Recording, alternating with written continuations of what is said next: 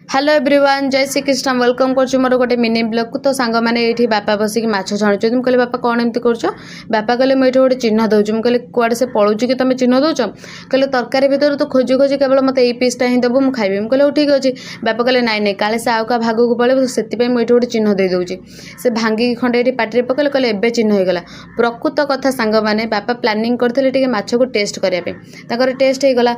मुझे फटाफट तरकारी करदेली कहीं बापा झीर मोर आमर गोटे जगह को जबार था कहीं दीदी बाहागर आज किसी सपिंग करार अच्छी ये देखूँ दीटा मुंड रहा जगार गोटे मुंड अच्छी कहीं आउ गोटे मुंड को मो बापा ही गायब कर तरकारी अलरेडी फुटी जाता टमाटो पकईदेली फिश मसला टे पकईदेली माछ पकईदेली जेहेतु फुटिला बेलू मुझे टमाटोटा पकईली तो से टमाटो को खरिकार दाबीदेली कहीं सीझी कि नहीं ये चेक करूली ये फाइनाली आमर माछ तरकारी मुझे एमती किसी करी से बापा माछ तरकारी लगे भात खाईदे मुझे टमाटो को पियाज चकटिकी आ मिक्सचर पकईकी ये पखाड़ भात खाईदेली।